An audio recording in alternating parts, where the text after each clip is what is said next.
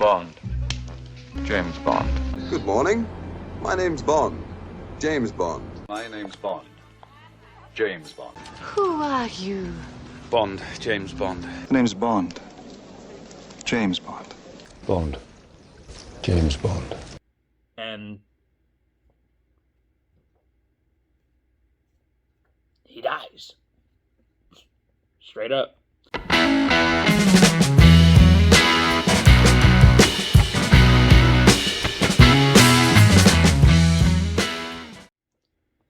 Howdy, and welcome to episode 11 of Sammy Legend's James Bond Show. I am Sammy Legend.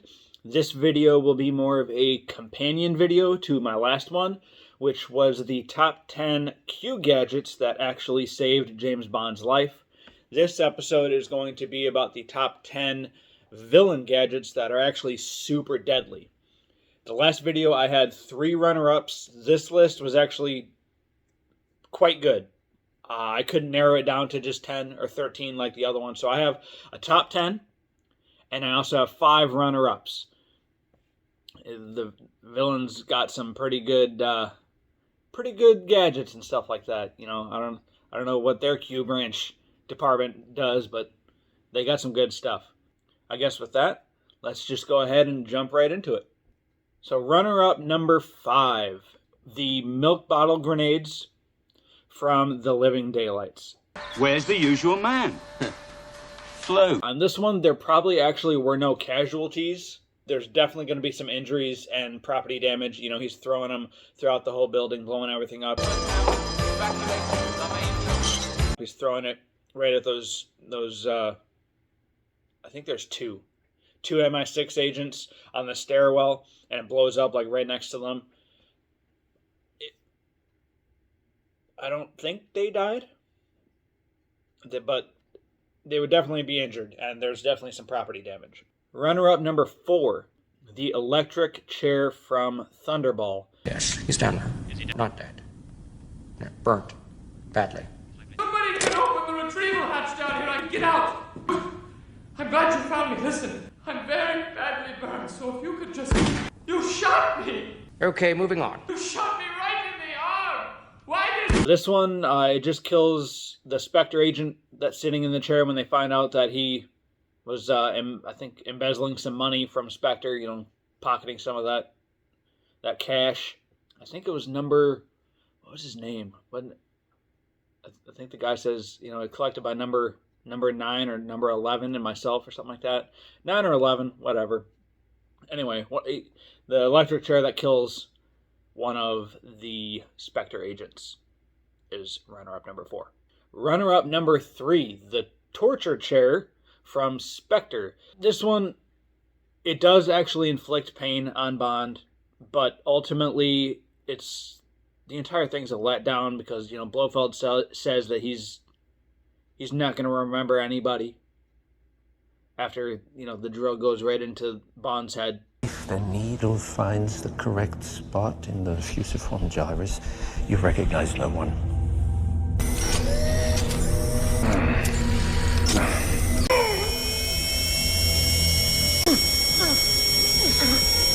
And then Bond immediately remembers Madeline anyway. I recognize you anywhere. So it's like there's no stakes in this scene at all. It's kind of a letdown. Like he's getting tortured for nothing because literally nothing happens. It doesn't slow him down, you know, because he escapes from the chair and instantly just starts literally running and gunning. It's like it didn't affect him at all. That's quite a pointless torture device, but I mean that would be pretty painful. Runner-up number 2, the side view mirror dart gun from Live and Let Die. It kills the Charlie, the chauffeur driver. Hey, easy, Charlie. Let's get there in one piece. Charlie.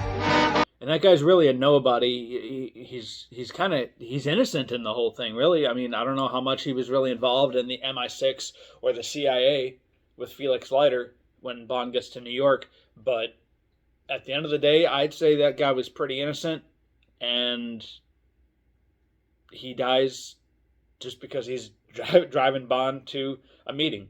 That's quite sad.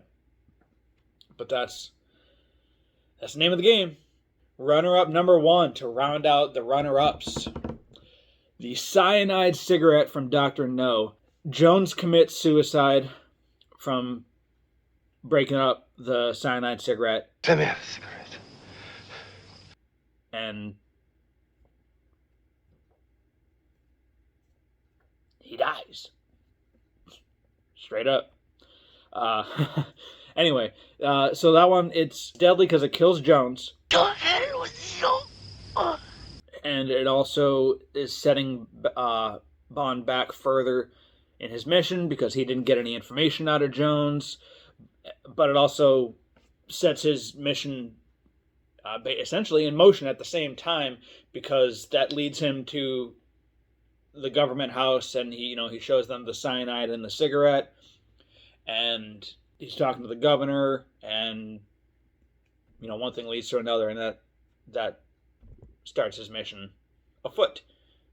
Okay, now we get into the top 10 actual deadliest villain gadgets.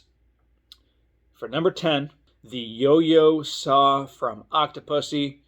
This one, there's only one casualty, but it's kind of meaningful, and it's sad. It kills VJ. And VJ's a nice guy. He's a very likable character in the movie. He doesn't do anything wrong. He's just an accomplice of Bond. Yeah, that's why he dies, and it's sad that he dies the way he does, and it leaves it up to the imagination when the saw is coming at him. It cuts away to the birds screaming and fluttering away and stuff. Q? Q?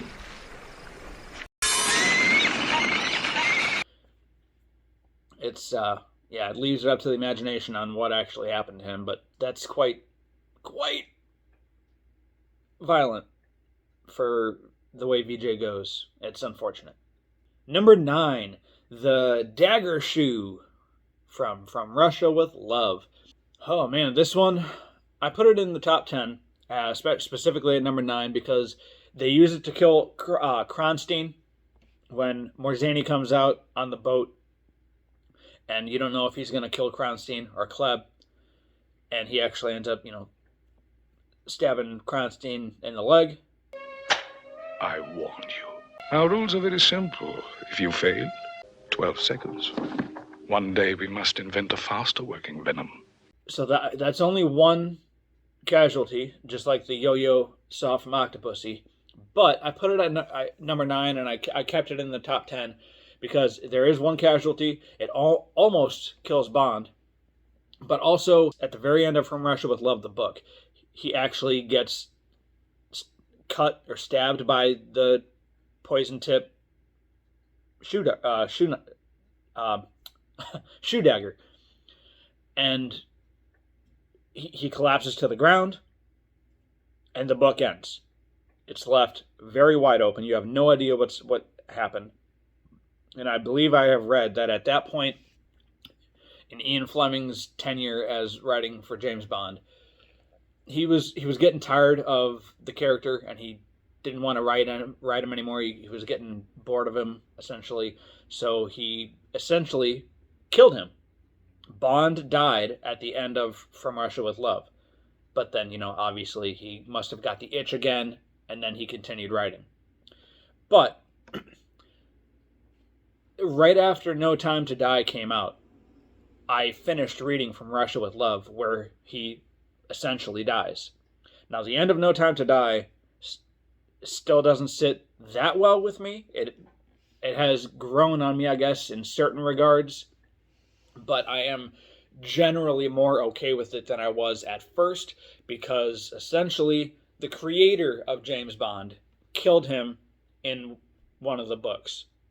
So you got to kind of forgive it to a certain degree. You don't have to completely forgive Eon for doing what they did, but you have to at least take that into account. So for all those reasons, I know that was long-winded, but for all those reasons, it's in the top 10. I put that at number 9.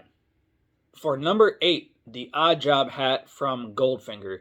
I don't have a video to go along with this Odd Job hat from Goldfinger. I could only find good images, so you'll have to forgive me for not including a video just for this Goldfinger one. He kills Tilly Masterson. Again, it's kind of like VJ in a rather violent, sad way. You know, she wasn't really a major, too major of a player in anything, and you can kind of tell that Bond had feelings for her when he walks up to her after Oddjob does kill her. And then at the end, it was unsuccessfully used on Bond in Fort Knox when Oddjob throws the hat at him when he's strapped to the bomb. Didn't quite work out. But then also, the hat kind of is used to kill Oddjob, because Bond throws it at him, gets stuck between the two bars, and Oddjob goes to reach for it, and then Bond has the electric line there, and he puts it on there, and as Oddjob is reaching for it, that kills him. So, not directly the hat, but through the hat, Oddjob dies as well. Number 7, the Lapel Pen Bomb from The World Is Not Enough. It kills King. In other words, he set off the bomb. And any immediate MI6 employee that was right there. And I believe there were some there. If I'm playing the scene back in my head correctly, there's people in that room with King while the money is going through the machine. And then it also damages MI6, so you have property damage there as well. Number 6, the Piranha Tank from You Only Live Twice. It kills Helga Brandt. Mr. Osato believes in a healthy chest. And Hans, Blofeld's bodyguard, the tall guy. Bon appetit. That's really it for that one. That one kills 2 people for sure that we know of. As opposed to the lapel pin, you don't know for sure. But this one, you know that 2 people died. And again, I know that a tank of piranhas isn't really a gadget, but just go with me here on this. So that's number 6. Number 5, the golden gun from The Man with the Golden Gun. This one is a lot of deaths on this one. He kills the assassin. I don't know if he's named or not. The assassin in the pre-title sequence. He kills Gibson. He kills High Fat. He kills Andrea Anders. And he almost kills Bond. That's quite a hefty list there. So that one's quite deadly. And again, like the one shot, one kill. When he says, I only need one. I only need one.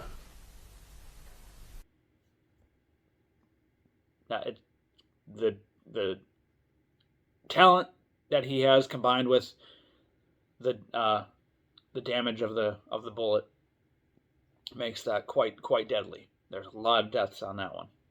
Number 4, GoldenEye from GoldenEye. It causes the planes to crash into the ground on the tower, killing the pilots. I believe there were 3 planes, 2 for sure, but I think there were 3. So that's 3 casualties plus the planes plus the property damage. It destroys the Severnaya facility. It almost kills Natalia, and at the same time, it takes out an MI6 satellite and 2 of the Americans' satellites. Our satellite is knocked out. So are 2 of the Americans. We have another coming into range now. That's quite devastating right there. All right, here we go. Top 3. The Sea Drill from Tomorrow Never Dies. One of my favorite Bond movies. I seriously love Tomorrow Never Dies. And the more I think about that movie, the higher up in my ranking it gets. But I digress. the Seadrill. It literally sinks an entire ship. Stop the drill. One, the ship, that damage. Two, all of the crewmen on the ship. Survivors in the water. They either die directly from the Seadrill drowning them, or if they manage to survive and escape and get out to the water surface, Stamper is there with the gun to just riddle them full of bullets, which is more of an indirect kill, but it's essentially from the Seadrill going into the ship and causing it to sink. So you have many, many casualties there, plus the loss of a ship. And on top of the ship and the crew and everybody that dies there, you also have Elliot Carver dying at the end of the movie via the Seadrill as well. Give the people what they want! Number 2, the Garrote Watch from Russia with Love. Grant uses it on the James Bond impersonator in the pre-title sequence at the Spectre training grounds. Exactly 1 minute 52 seconds. That's excellent. And he uses it on Bond at the very end in the Orient Express train fight. And had that suitcase not been there for Bond to grab the knife to be able to stab Grant in the arm, Bond would have died there. Those are the 2 instances for sure I know where they were in use. I feel like there was more in the movie, but I could be wrong. But you got those for sure. Number 1, the top spot. I think that this is probably, I obviously have it at number 1 because I think it's super deadly, in my opinion.